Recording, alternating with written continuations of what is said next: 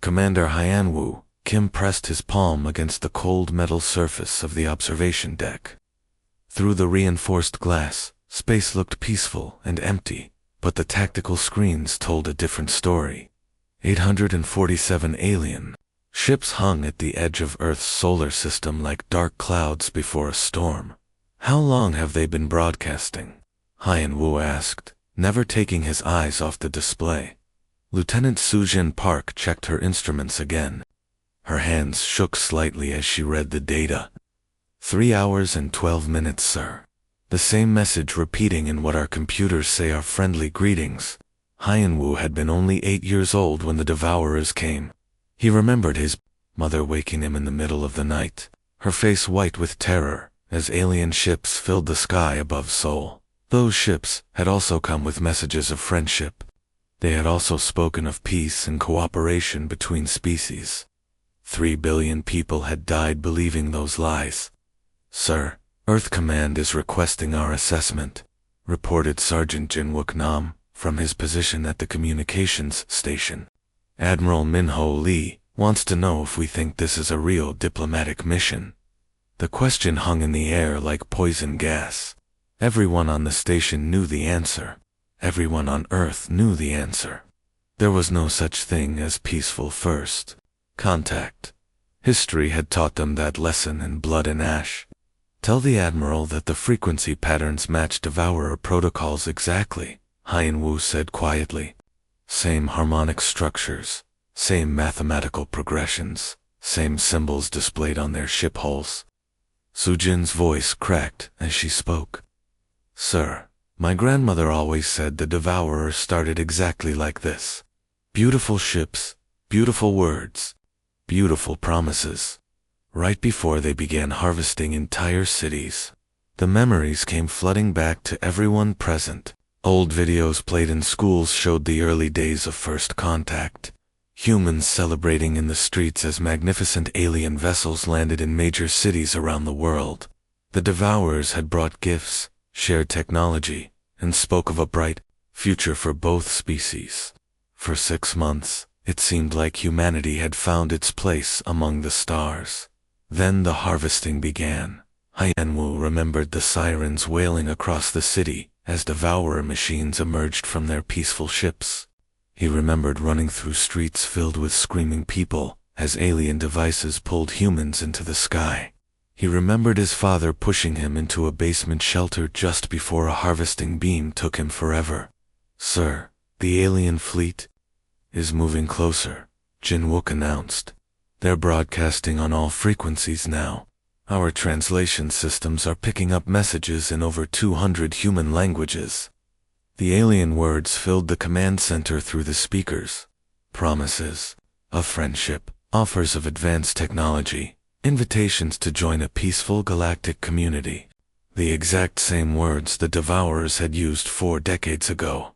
Admiral Minho Lee's face appeared on the main screen, his expression carved from stone. Behind him, the lights of Earth Command flickered with urgent activity. Commander Kim, I need your recommendation. Do we treat this as a diplomatic contact or a hostile invasion? Hyanwu looked around at his crew. Sujin had lost her parents to the Devourers. Jinwook's entire hometown had been harvested in a single day. Sergeant Mi Young-seo at the weapons station had grown up in an orphanage because her family had been among the first taken. Every person on Earth carried similar scars. Admiral, respectfully, sir, there's no difference, Hyanwu replied. Every peaceful alien contact in human history has ended in genocide. Minho nodded slowly. The Admiral had been a young captain during the Devourer War. He had watched entire fleets of human ships disappear as they tried to negotiate. He had seen what remained of harvested cities, empty buildings and streets covered in alien machinery, designed to process human bodies into raw materials. All stations across the solar system, this is Admiral Lee. The old man's voice echoed through every human facility in space. Execute protocol, Omgu Savan. Show them what we learned from the last visitors who spoke of peace. The hidden weapons that Earth had built over 40 years of preparation came alive. Orbital platforms that looked like harmless asteroids revealed massive plasma cannons. Quantum torpedo launchers emerged from secret bases on Mars and the Moon. Gravitic mines, invisible until activated, surrounded the alien fleet in a deadly net. Sujin's console lit up with targeting data. Sir, all weapons systems are online. We have locks on 632 vessels. Fire, Haiyan Wu commanded. Space erupted in brilliant flashes of destruction. Humanity's most advanced weapons, built from technology reverse-engineered, from Devourer Rex, tore through the alien fleet like fire through paper. Ships that had seemed massive and threatening moments before became expanding clouds of debris and energy. Within 12 minutes, nothing remained of the 847 ships except scattered metal and fading energy signatures. Any survivors? Minho asked, over the communication link. Jinwook scanned the debris field carefully. 3 escape pods detected. Sir, should we retrieve them for questioning? Negative. Open a channel to any remaining aliens who might be listening. Haiyan activated the broadcast system. His voice carried across space to any aliens who might have witnessed the destruction. You made one mistake. We remember the last time someone came speaking of peace. We remember what happened to 3 billion of our people. Earth will never again trust anyone who approaches us with friendly words and pretty promises. This is what happens to those who try. The message ended, and silence filled the command center. Outside, space looked peaceful again, but now it was truly empty of threats. Humanity had spoken its answer to the galaxy's peaceful overtures, with the only language it trusted anymore: total annihilation. Dr. Hyung Choi pressed her face against the laboratory window, watching the distant stars where death was about to unfold again. 6 months had passed since humanity destroyed the first alien fleet, but the nightmares still came every night. She could still hear the screams from 40 years ago, when she was just a child hiding in her school's basement. Doctor, they're back, whispered Dr. Jin Song, her young assistant, whose hands trembled as she pointed at the detection screens. More ships this time, much more. Hyung moved to the main display where thousands of red dots showed alien vessels approaching Earth. Each dot represented a ship larger than anything humans had built before the war. There were so many that the computer had trouble counting them all. How many? Hyung asked, though she already feared the answer. Over 2,000 ships, Dr. Ver moving slowly and broadcasting on every frequency we've ever used. The translation computers are working overtime to process all the messages. Jinhei activated the speakers, and the laboratory filled with alien voices, speaking in perfect Korean, English, Mandarin, and hundreds of other human languages. The words were different from last time, more detailed and desperate. People of Earth, the alien voices said, we understand your fear. We have brought mathematical proof of our peaceful nature. We offer complete disarmament as a sign of our good intentions. Please allow us to explain the misunderstanding that led to violence between our peoples. Hyung laughed bitterly. The aliens spoke of misunderstanding as if genocide was a simple communication error, as if 3 billion dead humans were just the result of poor translation.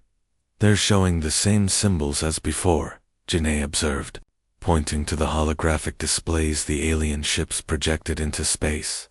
The twisted circle that the Devourers used to represent peace before they started harvesting. The memories came flooding back, like poison in Hyung's veins.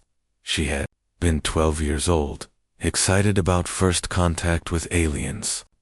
Her parents had taken her to the roof of their apartment building to watch the beautiful Devourer ships land in Seoul. The whole city had celebrated that night, dancing in the streets and welcoming their new friends from the stars. 6 months later, those same streets ran red with human blood. Dr. Admiral Park is requesting scientific assessment of the alien fleet, Janae reported. He wants to know if we've learned anything new about their capabilities. Hyung pulled up her research files from the past 6 months.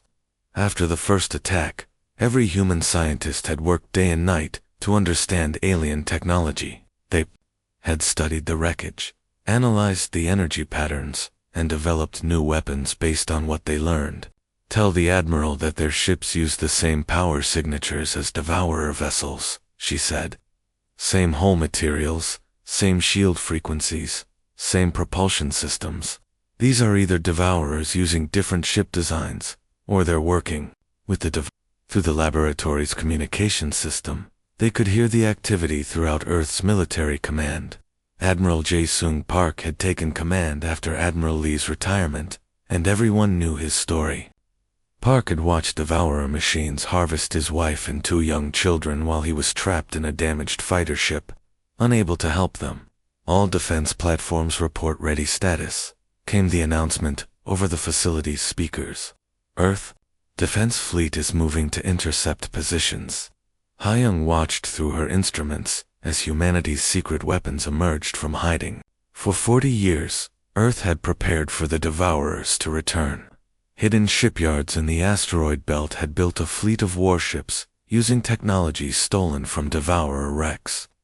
Secret bases throughout the solar system housed weapons that could crack planets in half. The humans had learned from their mistakes. This time, they would not be caught unprepared. Doctor, the alien fleet is stopping at the edge of the system, Janae reported with confusion in her voice. They're not approaching any further. They're just ... waiting. Waiting for what? Hyung asked, though she already knew. They were waiting for humans to lower their guard, just like the Devourers had done. They were waiting for the moment when Earth would believe their lies about peace and friendship. They're broadcasting new messages now, Janae said. Something about wanting to share information about mutual enemies. They claim they've been fighting the same species that attacked Earth 40 years ago. Hyung felt rage building in her chest like fire. The aliens thought humans were stupid enough to fall for the same trick twice. They thought they could come with different words and new promises, and humanity would forget the lesson written in 3 billion graves. Admiral Park's fleet is in position, Janae announced. Earth Defense Fleet reports all weapons, armed and ready. The new human ships were works of art and death combined. Sleek vessels built for one purpose, to ensure that no alien species would ever again threaten humanity. Their weapons could tear through any known shield technology. Their hulls were designed to survive anything the enemy could throw at them. Admiral Park's voice echoed through every human facility in the solar system. All units, commence attack. Show them what we do to species that threaten Earth. Space erupted in violence as 2,000 human warships opened fire simultaneously.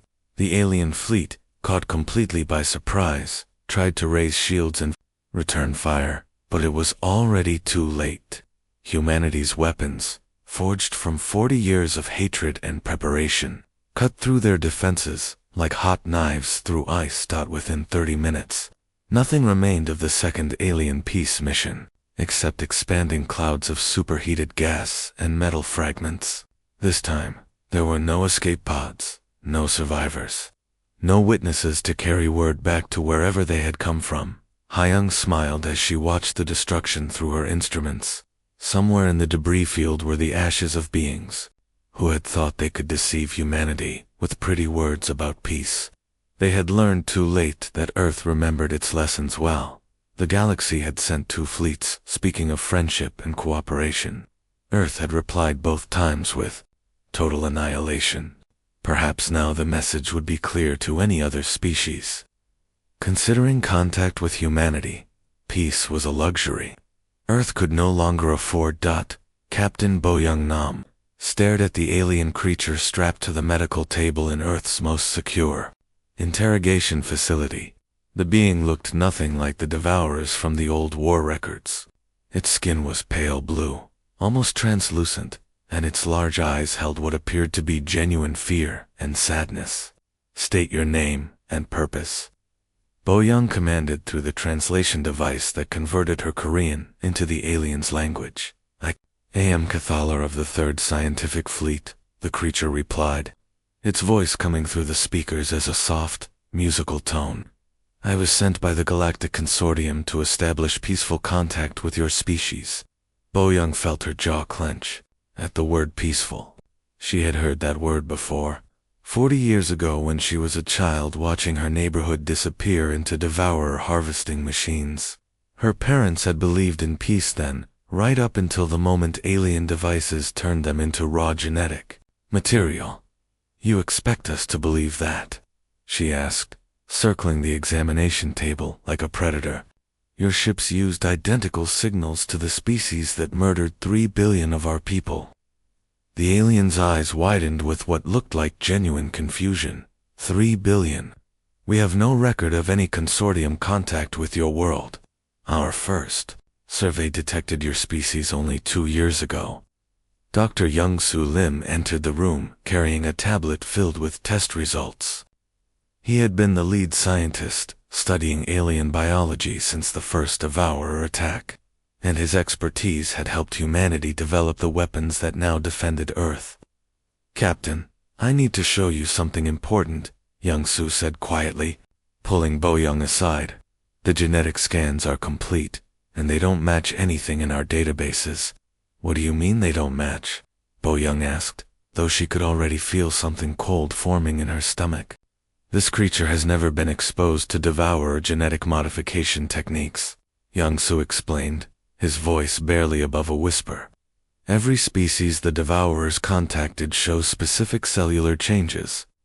This alien shows no signs of ever encountering devourer technology. Bo-young looked back at the prisoner, who was watching them with those large, sad eyes. That's impossible. They used the same communication protocols, the same ship designs, the same peace symbols. Captain, the alien spoke up, apparently understanding some of their conversation despite the language barrier. May I show you our historical records? Perhaps there has been a terrible misunderstanding. Against her better judgment, Bo allowed the alien to access a small data device that had survived the destruction of its ship. The holographic display that emerged filled the room with images that made her blood run cold. The records showed centuries of war between the Galactic Consortium and a species that looked exactly like the Devourers. Planet after planet had fallen to the harvesting machines. Billions of Consortium citizens had died in exactly the same way as Earth's population. The aliens had been fighting humanity's enemy for 300 years. This cannot be real, Bo-young whispered, but the data was too detailed, too extensive to be fake. You're saying the Devourers were your enemy too? The beings you call Devourers destroyed 47 of our worlds, Kethalar replied sadly. They used deception and false promises of peace to gain access to our populations. We developed the peaceful contact protocols, specifically because we learned that some species had been traumatized by devourer attacks. Young-Soo was scanning through more of the alien records on his tablet. His face grew pale as he read. Captain, according to this data, the Consortium has been hunting devourer fleets for decades. They tracked one group to this region of space. About 50 years ago. 50 years ago. 10 years before the Devourers found Earth. Show me the battle records, Bo-young commanded, though she was beginning to fear what she would find.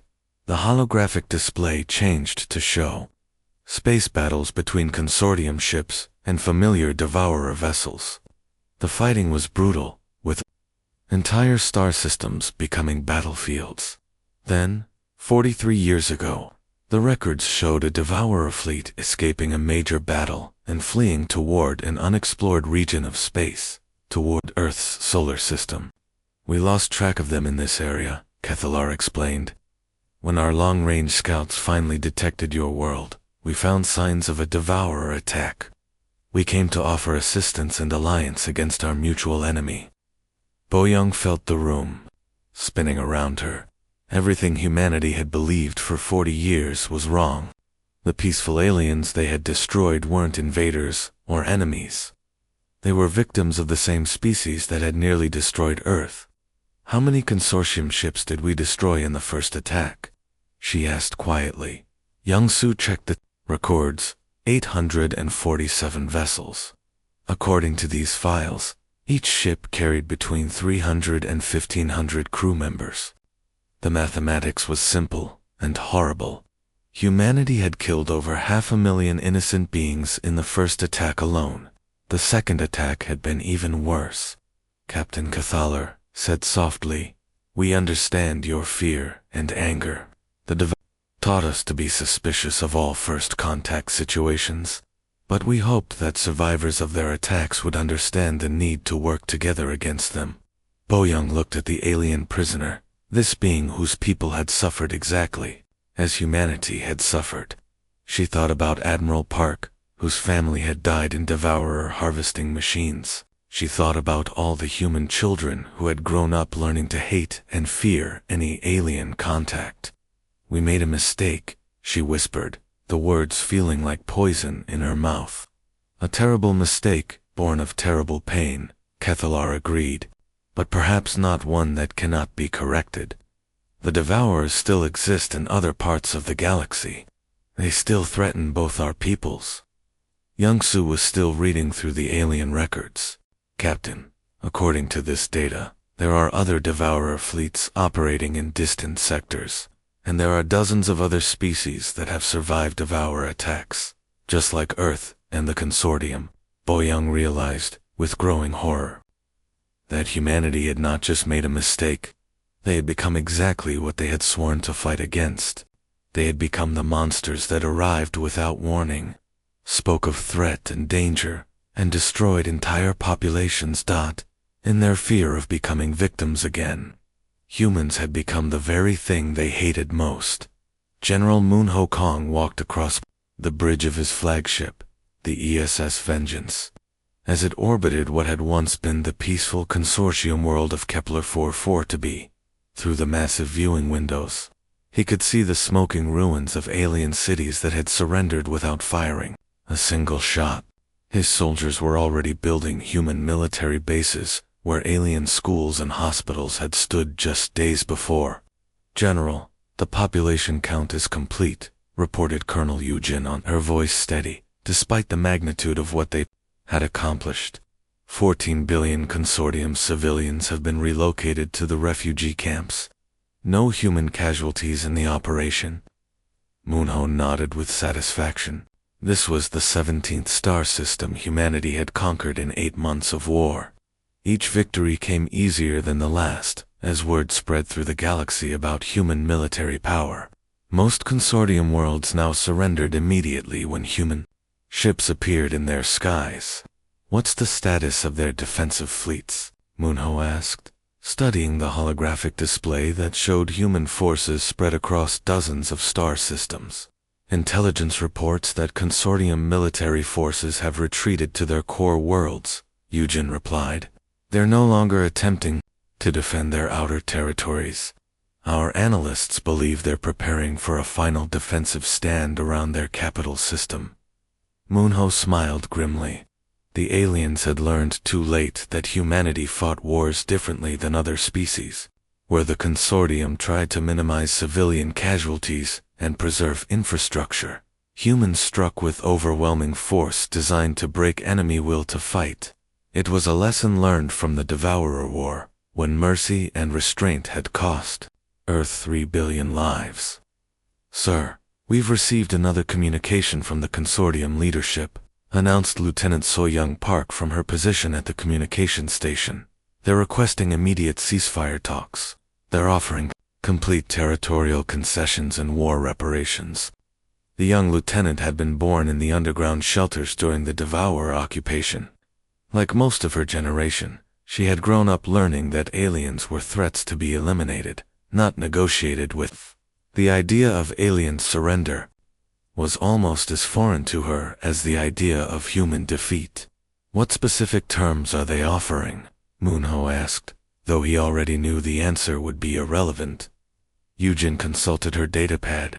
"Full recognition of all human territorial claims, exclusive mining rights to any systems we occupy, complete disarmament of Consortium military forces, and immediate delivery of all advanced technology databases."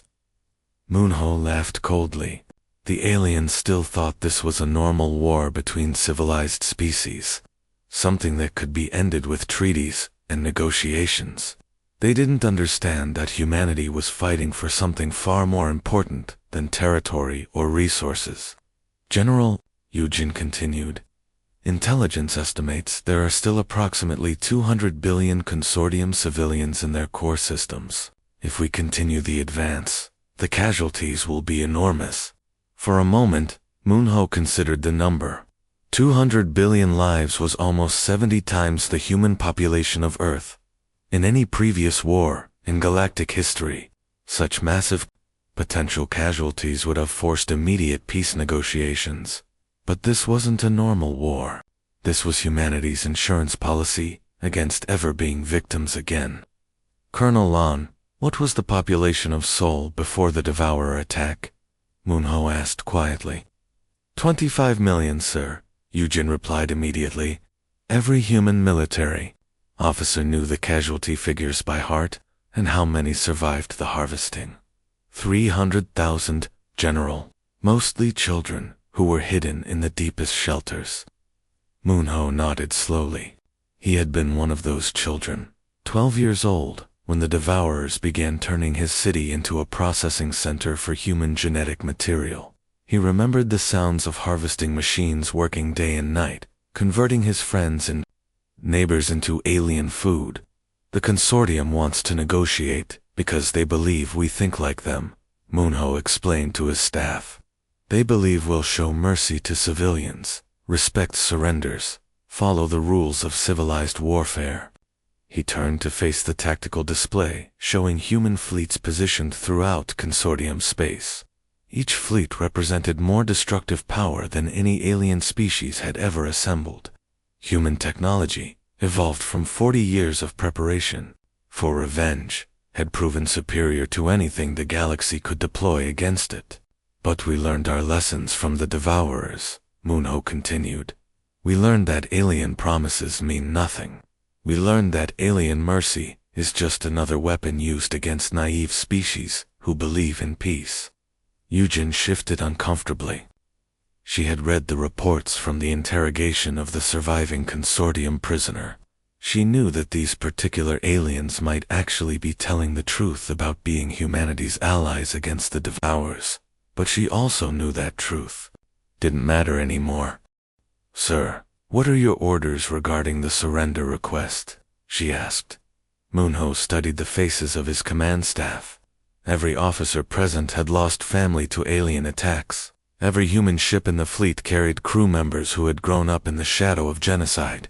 They were the children and grandchildren of survivors, trained from birth to ensure that humanity would never again be caught defenseless. Send a message to the consortium leadership, Moonho commanded.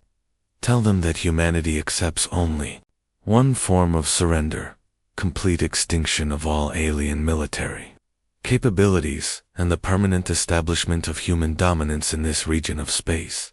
He paused, looking out at the conquered alien world below. Tell them we learned from the species that came before us. We learned that in a galaxy full of predators, there can be only one apex species. Eugene hesitated for a moment. General, they're requesting to discuss terms in person. They want to send a diplomatic mission to negotiate. Moonho's expression hardened. Colonel, what happened the last time aliens came to Earth, speaking of diplomacy and peace? 3 billion humans died, sir. Exactly. Signal all fleets to continue the advance. We finish what we started. No negotiations, no mercy, no second chances.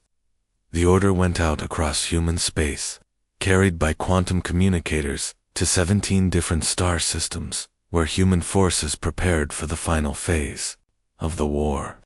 Humanity had become exactly what it needed to become, the galaxy's most feared predator, ensuring that no species would ever again threaten Earth with promises of peace. President Su Jin-yu stood alone in the ruins of what had once been the United Nations building in New York. The Great Hall, where world leaders once gathered to discuss peace, now served as Earth's war memorial. its broken walls covered with the names of 3 billion humans who had died 40 years ago. The holographic projector in the center of the ruined hall displayed the final message from the Galactic Consortium. For the past 3 hours, Sujin had watched recordings of alien worlds being destroyed by the same species that had attacked Earth. She had seen Consortium cities burning under devourer harvesting machines. She had watched alien children running through streets that looked exactly like Seoul during humanity's darkest days. Madam President, Director Kyung-han said softly as he entered the memorial hall. The military council is waiting for your decision. Admiral Jung's fleet can reach the consortium capital within 6 days. Sujin turned to look at her longtime aide and friend. Kyung had been her classmate in the underground schools during the Devourer occupation. Like her, he had grown up believing that all aliens were enemies who spoke of peace while planning genocide. How many civilians are in their capital system? She asked, though she already knew the answer would haunt her forever. Intelligence estimates 400 billion beings, Madam President, men, women, and children from over 200 different species, all refugees who fled there when our forces began advancing through consortium space. 400 billion lives more than 50 times Earth's entire population. The number was so large that Sujin could barely understand its meaning. Each number represented a thinking, feeling being with hopes and dreams and families. "Show me the recordings again," she commanded.